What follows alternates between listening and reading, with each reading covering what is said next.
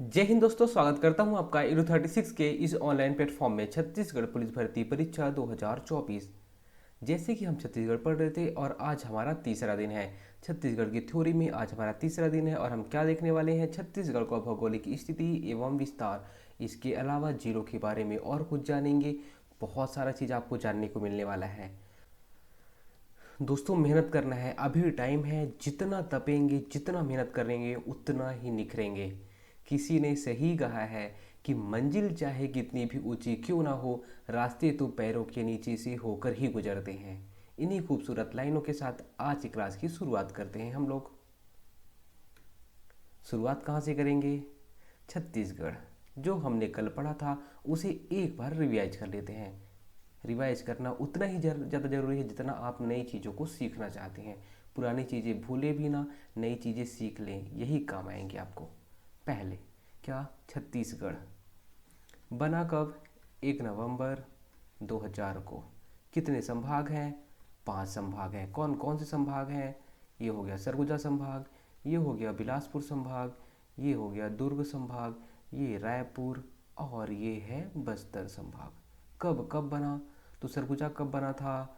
2008 को। बिलासपुर कब बना? 1956 को। रायपुर सबसे प्राचीन संभाग 1862। दुर्ग 2013 सबसे नवीन संभाग। बस्तर 1981।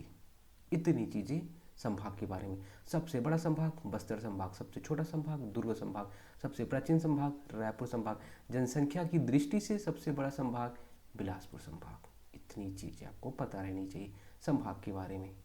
आगे चलते हैं। चलिए अब जल्दी जल्दी बताइए कि जिले, कौन सा जिला कहाँ पर स्थित है। ये कौन सा जिला था? सबसे पहले सरगुजा संभाग की बात करते हैं। सरगुजा संभाग में ये कौन सा जिला है जो आपको दिख रहा है? ये क्या था? मनेन्द्रगढ़, चिरमिरी, भरतपुर। उसके बाद में कोरिया जिला, फिर यहाँ पे सूरजपुर, यहाँ पे बलरामपुर, उसके बाद यहाँ पे जसपुर, और ये क्या था? सरगुजा जिला। सरगुजा जिले, सरगुजा संभाग में कुल कितने जिले? 1 2 3 4 5 6 जिले हो गए। सरगुजा संभाग कंप्लीट। उसके बाद बिलासपुर संभाग में आ जाइए। बिलासपुर संभाग, बिलासपुर संभाग है कहाँ पे? बिलासपुर कहाँ पे है? ये है बिलासपुर। अब यहाँ से देखिए, ये क्या था? गुरेला पिंडरा मरवाही था। उसके नीचे में मुंगेली, फिर बिलासपुर। ये सबसे बड़ा जिला छत्तीसगढ़ का कोरबा है। उसके बाद यहाँ पे जांजगीर चांपा। जांजगीर चांपा के बगल में कौन सा जिला था? शक्ति, जो अभी नया बना है। शक्ति के ऊपर में ये क्या था? रायगढ़। रायगढ़ के नीचे में ये सारंगढ़, बिलाईगढ़। हो गया। आपके कौन से जिले कंप्लीट? सरगुजा और बिलासपुर संभाग के सारे जिले कंप्लीट। कुल कितने जिले हो गए देख लीजिए? 1 2 3 4 5 6 7 8। 8 जिले सरगुजा संभाग में। अब आइए किसमें? दुर्ग संभाग में। दुर्ग यहाँ पे लिख लीजिए, और ब यहाँ पे लिखिए, बा यहाँ पे। ये ब से बेमेतरा और ब से बालोद।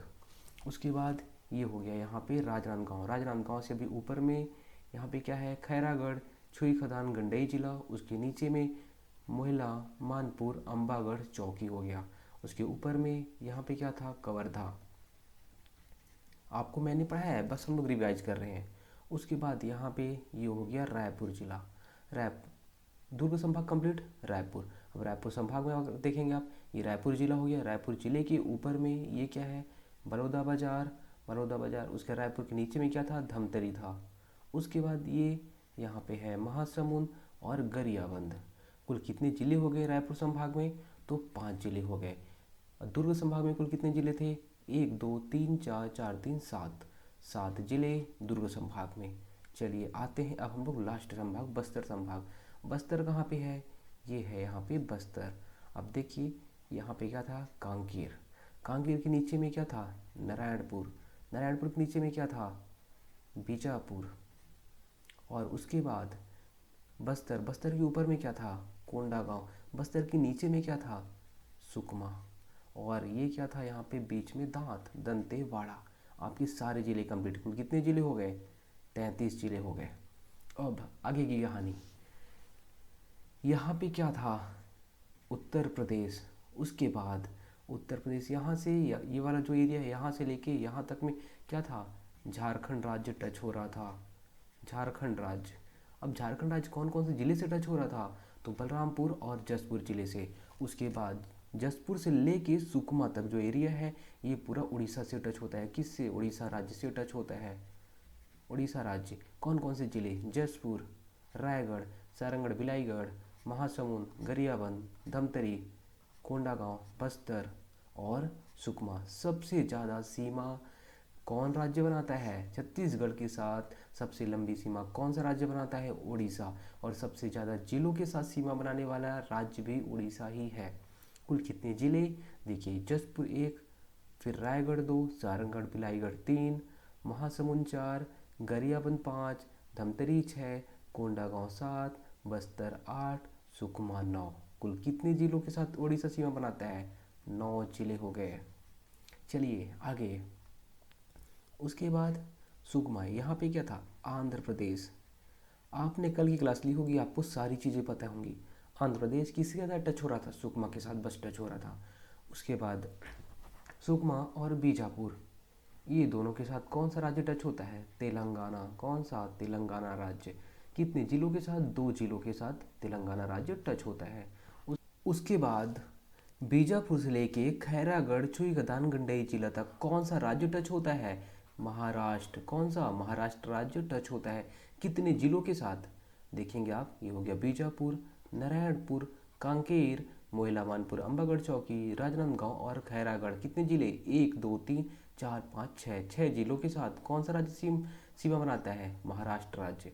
उसके बाद खैरागढ़, छुईगदान से लेके यूपी, ये जो बलरामपुर वाला जिला है यहाँ तक कौन सा राज्य? मध्य प्रदेश राज्य। कुल कितने जिले?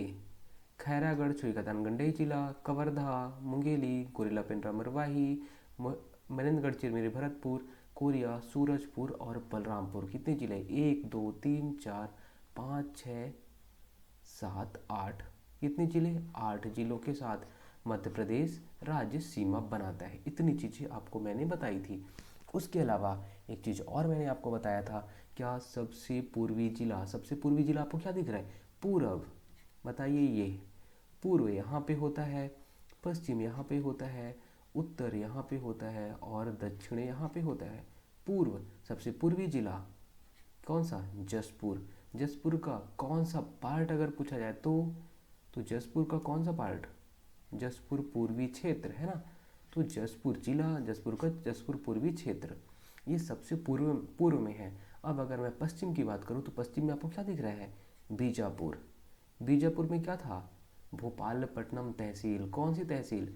भोपालपट्टनम तहसील सबसे पश्चिम में थी। उसके बाद सबसे उत्तर में अगर पूछा जाए तो बलरामपुर। बलरामपुर का रामानुजगंज तहसील। क्या?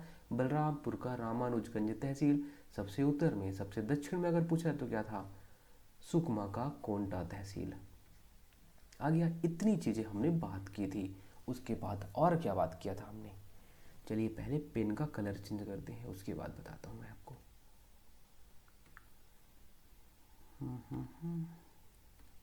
हाँ, देखिए, सबसे पुराना जिला, सबसे पुराने में हमने क्या देखा था? सबसे पहले क्या बना था? 1862, 1861 में, है ना। 1861 में कौन कौन से जिले बने थे? रायपुर और बिलासपुर। उसके बाद 1906 आता है और 1906 में कौन सा जिला बनता है? 1861 कौन सा? रायपुर और बिलासपुर, ये 2 जिले बनते हैं 1861 में। उसके बाद 1906 में कौन सा जिला बनता है? दुर्ग। कौन सा? दुर्ग जिला। बिलासपुर और रायपुर को काट करके दुर्ग को बनाया जाता है। उसके बाद 1948, कौन सा? 1948 सन आपको याद रखना है। 1948 में क्या बनती है? शराब। शराब कब पीना है? 48 के बाद ही पीना है, अभी मत पीना, ठीक है। तो 48 के बाद शराब पीना है। तो 48, अब कैसे? 1948 में शराब, शराब, सा से हो गया क्या? सरगुजा, ठीक है। उसके बाद रा से क्या हो गया? रायगढ़, सरगुजा रायगढ़। और ब से ब से बस्तर, है ना, बलरामपुर नहीं ना। क्या? शराब, सा से सरगुजा, रा से रायगढ़ और बा से बस्तर। 1948 हो गया। फिर हमने देखा था क्या? 1973 में कौन सा जिला? राजनांदगांव जिला। इतने पुराने जिले हैं बेचारे। अब नए जिले हमने देखा, बीच वालों को अभी हम छोड़ रहे थे, है ना। बीच वाले भी देखेंगे, सारे जिले देखेंगे ना। चलिए अब हम क्या देखने वाले हैं, नवीन जिले जो एकदम नए नए बने हैं, कुछ पुराने कुछ नए। अब नए नए देखते हैं। नए 2022 में बहुत सारे ज़िले बनते हैं। 2022 में कुल कितने ज़िले बनते हैं, 5 ज़िले बनते हैं। चलिए देखते हैं। ये कोरिया को काट करके मनेंद्रगढ़ चिरमिरी भरतपुर जिला बनाया गया, पहला जिला ये हो गया। दूसरा, राजनांदगांव के ऊपरी हिस्से को काट करके खैरागढ़ छुई खदान गंडई जिला बनाया गया, दूसरा जिला ये हो गया, है ना। सब 2022 की बात हो रही है। फिर 2022 में ही राजनांदगांव के नीचे वाले हिस्से को काट करके मोहिला मानपुर अम्बागढ़ चौकी जिला बनाया जाता है, तीसरा जिला 2022 का। फिर उसके बाद जांजगीर चांपा के पार्ट को काट करके क्या सप्ती बनाया जाता है, 2022 का चौथा जिला। उसके बाद रायगढ़ और बलौदा बाजार, क्या ये जो रायगढ़ है और बलौदा बाजार इसके हिस्से को काट करके सारंगढ़ बिलाईगढ़ जिला बनाया जाता है, 2022 का पांचवा जिला। 2022 में कितने जिले बनते हैं, 5 जिले बनते हैं, आपको इतना याद रखना है। अब हम लोग आज जो हमारा टॉपिक है उसको देखने वाले हैं। क्या टॉपिक है, छत्तीसगढ़ का भौगोलिक स्थिति और विस्तार। ठीक है, ये हमारा टॉपिक है आज जो हमें पढ़ना है। चलिए पहले हम विश्व को देखते हैं। विश्व, पृथ्वी से शुरू करते हैं। ये हो गया पृथ्वी। आप ज्योग्राफी पढ़े होंगे, अगर पढ़े होंगे कहीं पे, तो पृथ्वी को 2 भाग में डिवाइड करने वाली या बांटने वाली रेखा को हम क्या बोलते हैं, भूमध्य रेखा या विषुवत रेखा या इक्वेटर। ठीक है, ये आपको समझ में आ गया। पृथ्वी को 2 भाग में डिवाइड कर रही है ना, काट रही है 2 भाग में। इसको हमने क्या बोला, 0 डिग्री, 0 डिग्री जो काटती है उसको क्या बोलते हैं, भूमध्य रेखा, विषुवत रेखा या इक्वेटर। ठीक है, अब जो भूमध्य रेखा के समानांतर, इसके देखिए ऐसे ऐसे समानांतर पे जो लाइन खींची जाती है, रेखाएं हैं, उसे हम क्या बोलते हैं, अक्षांश रेखाएं। क्या बोलते हैं, क्या हो गई ये, अक्षांश रेखाएं हो गई। इसको भूमध्य रेखा के जो समांतर रेखाएं खींची जाती हैं उसे हम बोलते हैं अक्षांश रेखाएं। शब्दों को समझना है, अभी काम आएंगे सब।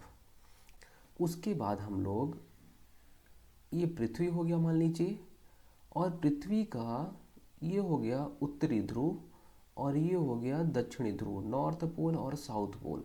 नॉर्थ पोल और साउथ पोल को मिलाने वाली रेखाएं जितनी भी हैं, सारी रेखाएं क्या कहलाती हैं, देशांतर रेखाएं कहलाती हैं। क्या कहलाती हैं, देशांतर रेखाएं। उत्तरी ध्रुव से दक्षिणी ध्रुव को मिलाने वाली जितनी भी रेखाएं हैं, सारी रेखाएं देशांतर रेखाएं कहलाएंगी। इतना आपको समझ में आ गया होगा। भूमध्य रेखा के समानांतर खींची जाने वाली रेखाएं अक्षांश रेखाएं, उत्तरी ध्रुव से दक्षिणी ध्रुव को मिलाने वाली रेखाएं देशांतर रेखाएं कहलाएंगी।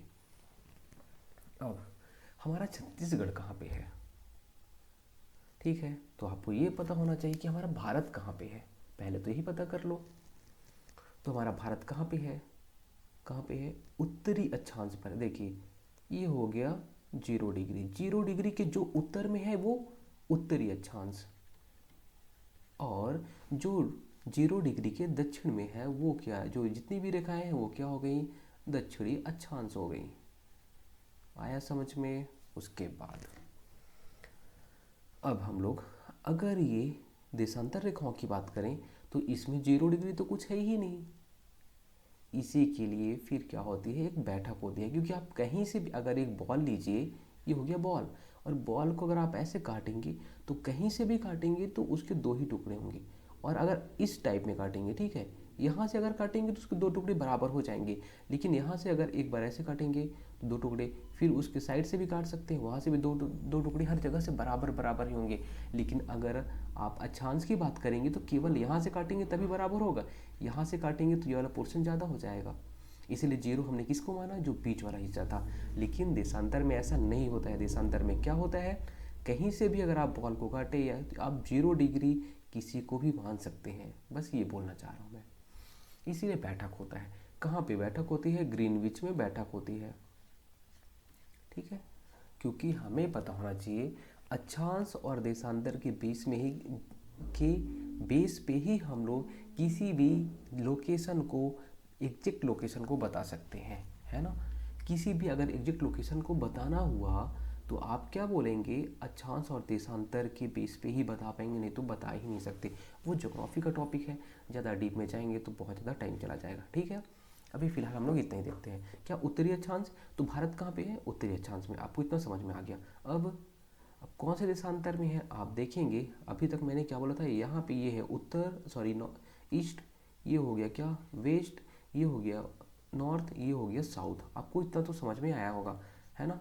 ईस्ट वेस्ट नॉर्थ साउथ, इतनी चीज़ें मैंने बताई थी आपको पहले ही। अब तो भारत हमारा कहाँ पे आता है, क्या पूर्वी देशांतर में आता है कि पश्चिमी देशांतर पे आता है, किस देशांतर में आता है। तो जब बैठक होती है ग्रीनविच में, ये है ब्रिटेन में, तो यहाँ पे जो बैठक होती है इसमें बोला जाता है कि जहाँ पे हमने बैठक किया है उसको 0 डिग्री मानेंगे। अब 0 डिग्री वाला कहानी खत्म, 0 डिग्री इसको मान लिए, तो जो पूर्व में स्थित है वो पूर्वी देशांतर हो गया, और जो पश्चिम में स्थित है वो पश्चिमी देशांतर हो गए। क्या, ये हो गया पृथ्वी, ये 0 डिग्री देशांतर। ये जो पूर्व में स्थित है जगह, इसको आप क्या बोलेंगे, पूर्वी देशांतर। और जो इधर है पश्चिम में, वो पश्चिमी देशांतर हो गया। आया समझ में, इतनी चीज़ें। अब भारत का बताइए। भारत, आपको पता है कि भारत में पहले सूर्य उदय होता है। जब भारत में पहले सूर्य उदय होता है मतलब कहीं ना कहीं भारत पूर्वी देशांतर में आता है। ठीक है, तो इसका मतलब ये होता है कि जब ये ग्रीनविच में रात होगा तो हम लोग के यहाँ भोर होता रहेगा, सुबह होता रहेगा। कहीं ना कहीं हम लोग उन लोग से पहले हमारे यहाँ सुबह हो जाता है, हम पूर्वी देशांतर में आते हैं।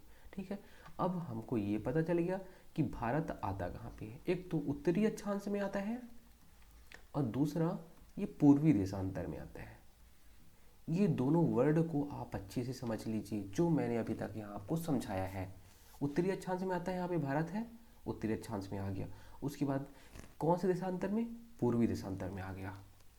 ठीक है, अब और आपको क्लियर कर देता हूँ। ये हो गया 0 डिग्री।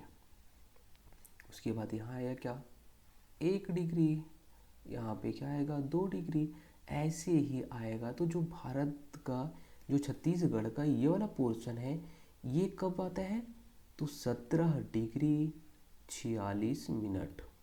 क्या, 17 डिग्री 46 मिनट में छत्तीसगढ़ का दक्षिणी हिस्सा है ये वाला हिस्सा।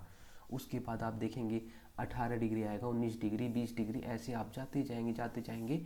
तो जो भारत, जो छत्तीसगढ़ का उत्तरी बिंदु है, उत्तरी बिंदु ये बलरामपुर का रामानुजगंज तहसील है ना, जो उत्तरी बिंदु है छत्तीसगढ़ का, वो कितने डिग्री पे है, 24 डिग्री 5 मिनट पे। अब ये किसकी बात होगी, अक्षांश की। क्या, छत्तीसगढ़ कितने अक्षांश पे स्थित है, तो छत्तीसगढ़ 17 डिग्री 46 मिनट उत्तरी अक्षांश से लेके 24 डिग्री 5 मिनट उत्तरी अक्षांश तक है। इतना आपको समझ में आया। क्या, छत्तीसगढ़ 17 डिग्री 46 मिनट उत्तरी अक्षांश से लेके 24 डिग्री 5 मिनट उत्तरी अक्षांश में है।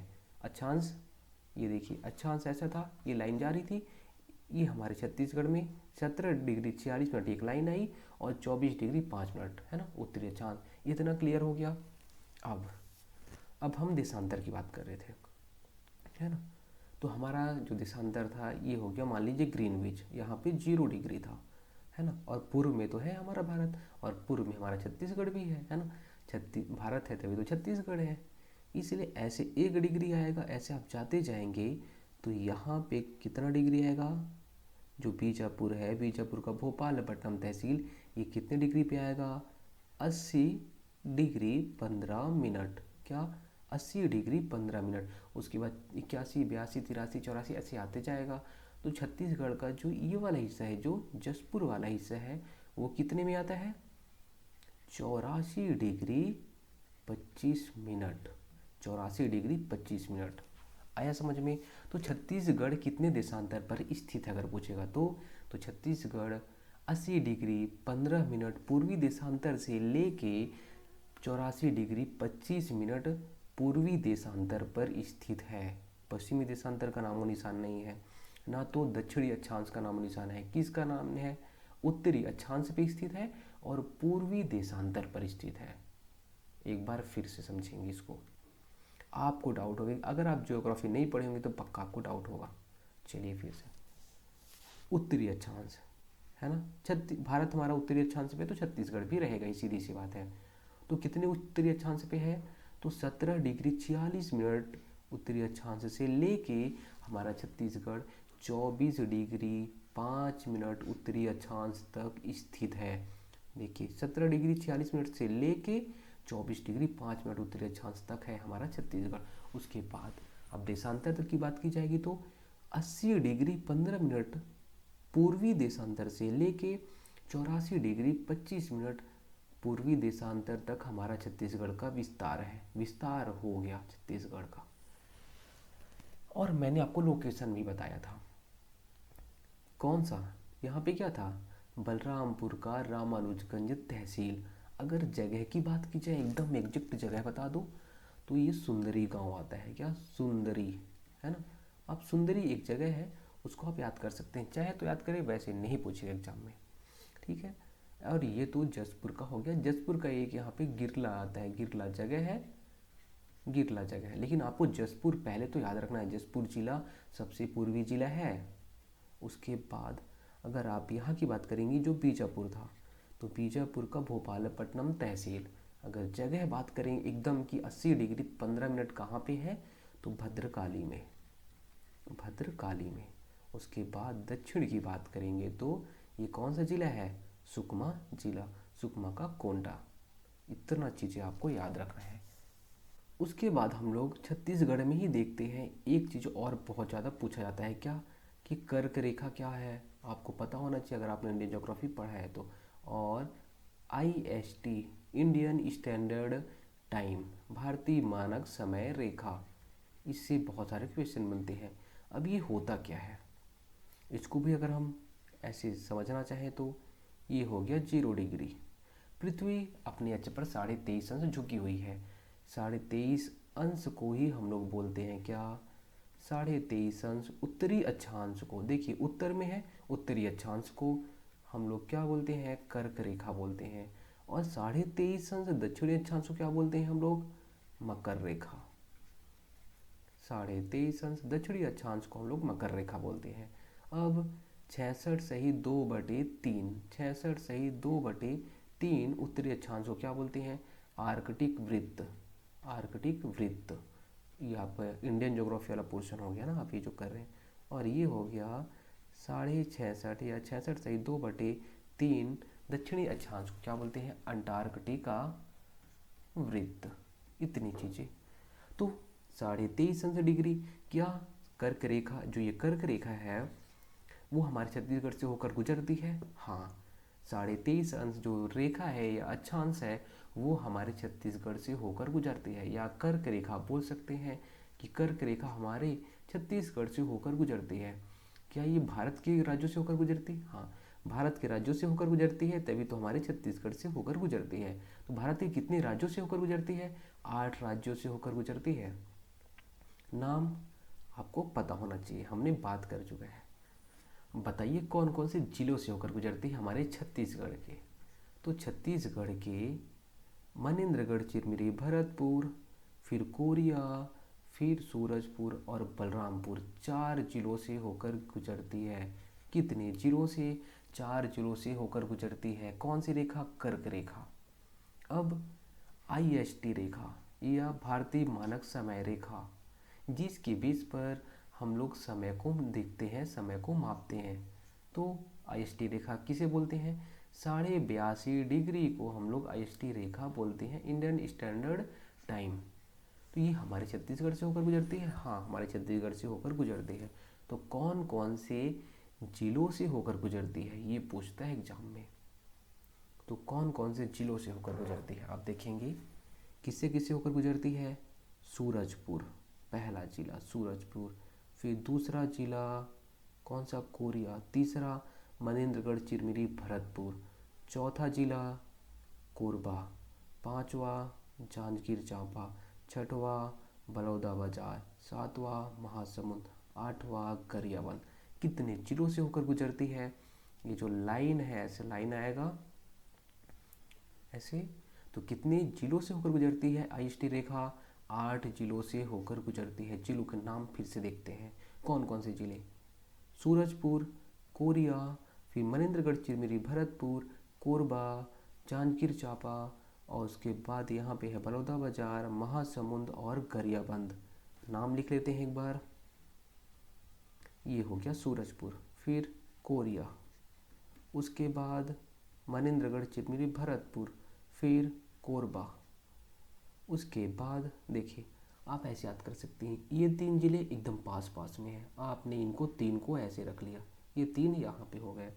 फिर ये है यहाँ पे कोरबा और जांजगीर चांपा, ये दोनों को एक साथ कर लीजिए, है ना।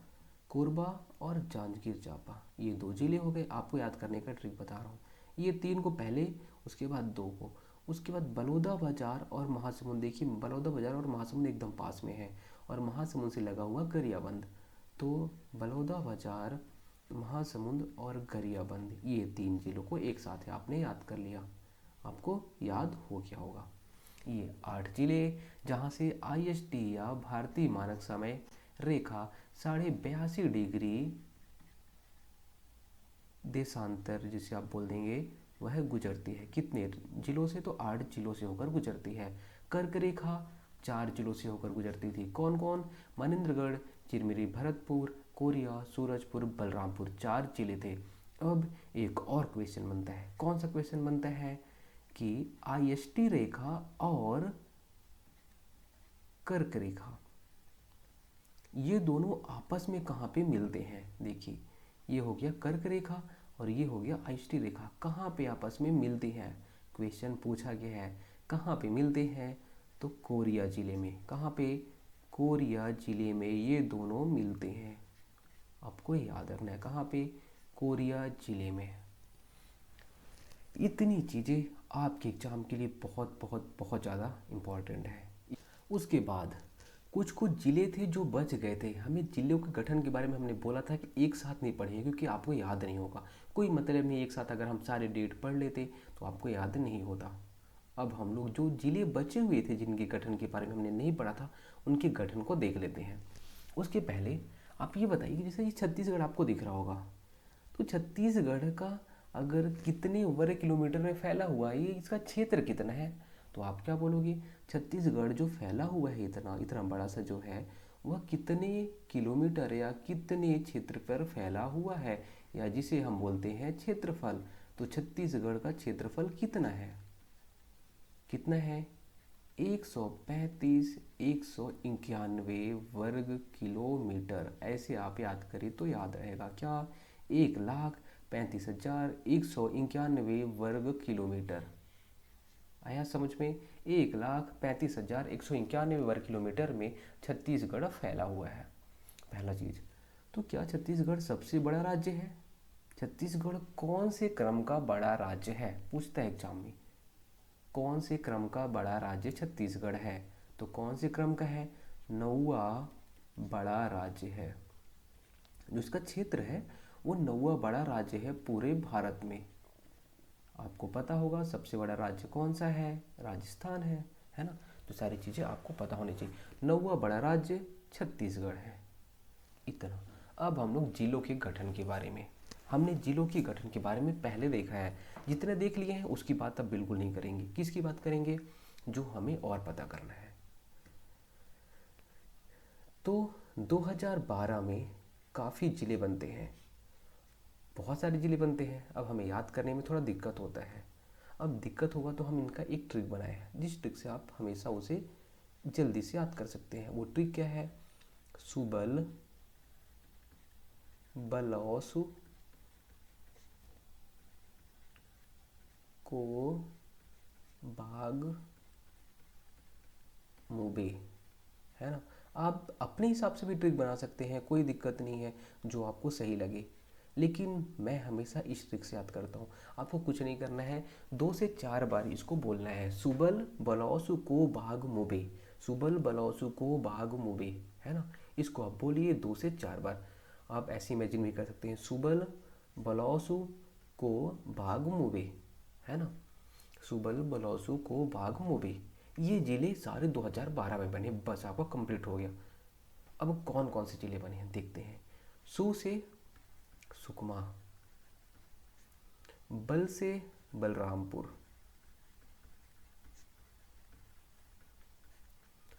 बलौ से बलौदा बाजार, उसके बाद ये जो सू है ये क्या है, सूरजपुर, सूरजपुर। उसके बाद को से कोंडागांव, कोंडागांव, और बा से बालोद। उसके बाद ग से गरियाबंद, क्या है, गरियाबंद। और मू से मुंगेली, मुंगेली। और बे से बेमेतरा, बेमेतरा। कितने जिले हो गए, 1 2 3 4 5 6, और 6 3 9, कितने जिले, 9 जिले बनते हैं।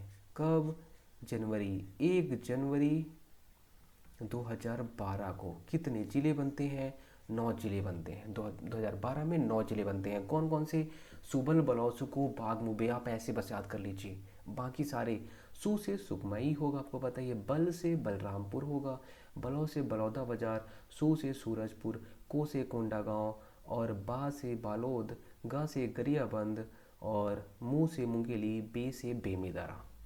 आपको इतना याद रखना है। 2012 में कुल कितने ज़िले, 9 ज़िले बनते हैं। और कौन कौन से बनते हैं मैंने आपको बता दिया। उसके बाद अब क्या हम 1998 में जो ज़िले बनते हैं उनको याद करेंगे, बिल्कुल नहीं करेंगे उनको। उस टाइम भी बहुत सारे ज़िले बनते हैं। अब 1 मई 2007 को, 1 मई 2007 को और ज़िला बनता है। कौन सा ज़िला बनता है, हम लोग 2012 से 2007 में जा रहे हैं। पहले हमने 2022 देखा है ना, 2022 के पहले कब बना था, 2012, 2012 के पहले 2007 में। 2007 में कौन कौन सा ज़िला बनता है, 2007 में नारायणपुर और बीजापुर 2 ज़िले बनते हैं। कौन से, नारायणपुर और बीजापुर 2 ज़िले बनते हैं। आपको दिख रहे हैं क्या, ये हो गया नारायणपुर और ये हो गया बीजापुर। नारायणपुर और बीजापुर कब बनते हैं, 2007 में बनते हैं। ठीक है, 1 मई 2007 को नारायणपुर और बीजापुर बनते हैं। बाकी जितने ज़िले अब बच गए हैं सारे ज़िले 1998 में बन गए। अब 1998 वालों को याद ही मत करिए, इसको छोड़ दीजिए, छोड़ दीजिए, कोई दिक्कत नहीं है। अब आपको सारे ज़िले याद हो गए होंगे। देखिए, पहले हमने क्या, 1861 देखा, 1861 में 2 ज़िले। उसके बाद 1906 देखा, दुर्ग जिला बना। फिर 1948 में सराब, सरगुजा, रायगढ़ और बस्तर बन गया। उसके बाद 1973 में राजनांदगांव बन गया। पहला क्वेश्चन तो यही जो 5-6 ज़िले मैंने बताए यहीं से क्वेश्चन पूछेगा, मैक्सिमम चांस है कि वहीं से क्वेश्चन बनेगा। उसके बाद नवीन ज़िले, अगर उसको करंट में क्वेश्चन पूछना हो तो क्या बोलेगा, 2022 में कौन कौन से ज़िले बने हैं। तो कौन कौन से ज़िले बने हैं, ये हो गया मनेंद्रगढ़, चिरमिरी, भरतपुर। उसके बाद आपको ये वाला जो जगह था खैरागढ़, चुईकतनगंडई जिला। और ये क्या था, मोहला, मानपुर, अम्बागढ़ चौकी। उसके बाद यहाँ पे ये वाला हो गया सक्ती, और ये हो गया सारंगढ़, बिलाईगढ़। कितने ज़िले, 5 ज़िले बनते हैं। कब, 2022 में। अब उसको मन किया कि हाँ चलो यार मैं अब 2012 को याद कर लेता हूँ।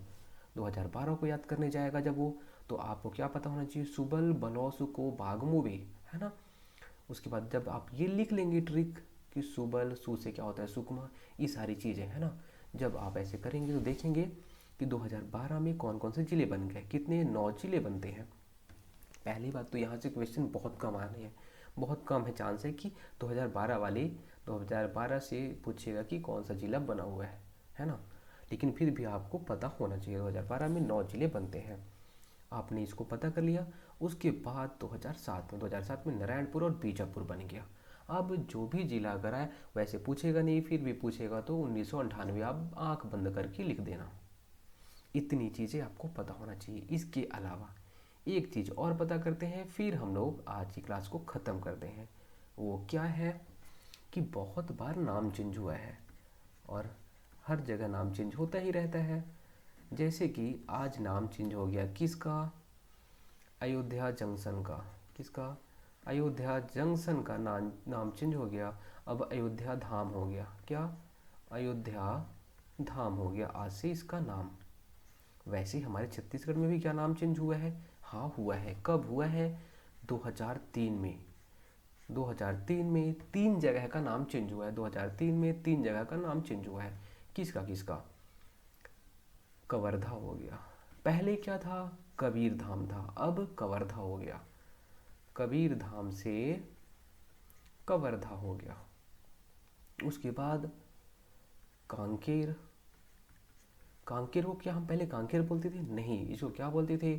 उत्तरी बस्तर कांकेर। क्या बोला जाता था? इतना बड़ा सा इसका नाम था, उत्तर बस्तर कांकेर। अब हम लोग केवल कांकेर बोलते हैं। इसके अलावा दंतेवाड़ा। दंतेवाड़ा। दंतेवाड़ा का नाम क्या था? दक्षिण बस्तर दंतेवाड़ा। तो दोस्तों उम्मीद करता हूँ आज की क्लास आपको अच्छी लगेगी। अगर क्लास अच्छी लगती है तो प्यारा सा कमेंट तो ज़रूर करिए, ठीक है? इससे मुझे मोटिवेशन आता है और अच्छे क्लासेस बनाने में मदद मिलती है।